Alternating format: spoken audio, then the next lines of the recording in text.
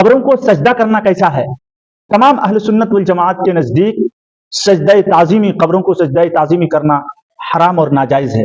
جب ہم نماز پڑھتے ہیں، نماز میں ایاک نعبد کہتے ہیں کہ ہم تیری ہی عبادت کرتے ہیں، یعنی تیرے علاوہ کسی کی عبادت نہیں کرتے، تو اس جملے میں عقیدہ توحید کا سبق ملتا ہے کہ اللہ ہی کے لیے عبادت خاص ہے، ہم اللہ کے علاوہ کسی کی عبادت نہیں کریں گے۔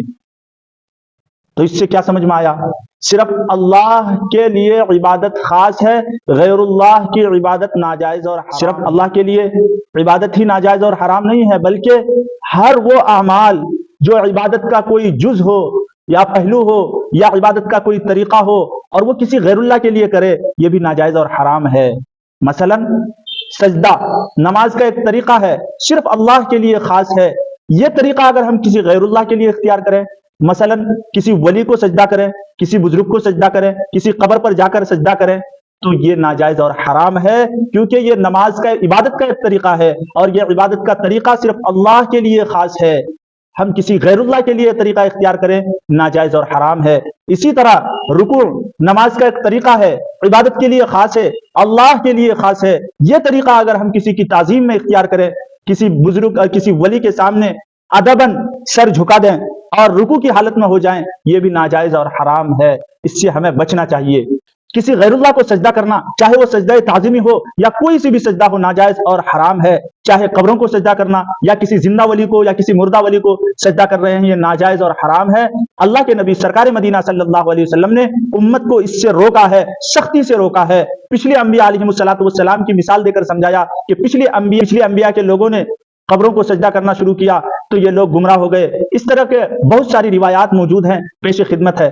عن عائشہ رضی اللہ عنہا قالت قال النبی صلی اللہ علیہ وسلم فی مرضه الذی لم یقم منه لعن اللہ اليہود اتخذوا قبور انبیائهم مساجدا۔ حضرت عائشہ صدیقہ رضی اللہ عنہا فرماتی ہے، نبی کریم صلی اللہ علیہ وسلم نے اپنی اس بیماری کی حالت میں جس کے بعد آپ ٹھیک نہیں ہوئے، یعنی مرض وصال میں، فرمایا کہ یہود پر اللہ کی لعنت ہو کہ انہوں نے اپنے انبیاء کی قبروں کو سجدہ گاہ بنا لیا۔ وہ حضرات خوب اچھی طرح یاد رکھیں اس روایت کو کہ جو لوگ قبروں کو سجدہ کرتے ہیں اور وہ اپنی قوم کو روکتے نہیں ہے، اپنی قوم کو گمراہی کی طرف جانے دیتے ہیں۔ دوسری حدیث پاک میں آپ صلی اللہ علیہ وسلم نے ارشاد فرمایا، الا وان من كان قبلكم كانوا يتخذون قبور انبيائهم وصالحهم مساجدا الا فلا تتخذوا القبور مساجدا انی انہاکم عن ذلك۔ سنو، تم سے پہلے لوگ اپنے نبیوں اور ولیوں کی قبروں کو سجدہ گاہ بنا لیا کرتے تھے، خبردار تم قبروں کو سجدہ گاہ نہ بنانا، میں تمہیں اس سے روکتا ہوں۔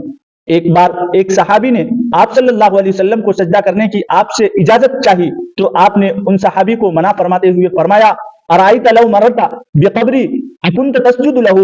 قال فقلت لا فلا تفعلوا لو كنت آمرا احدا ان يسجد لاحد لامرت النساء ان يسجدن لازواجهن۔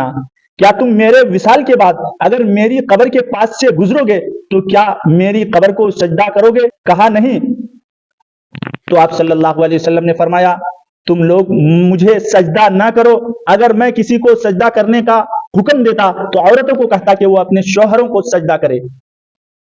وَاسْجُدُ حَرَامٌ لِغَيْرِ سُبْحَانَهُ، اللہ سبحانہ و تعالیٰ کے علاوہ کسی اور کو سجدہ کرنا حرام ہے، حرام ہے، حرام ہے، حرام ہے۔ اس سے بچنا نہایت ہی ضروری اور ضروری ہے۔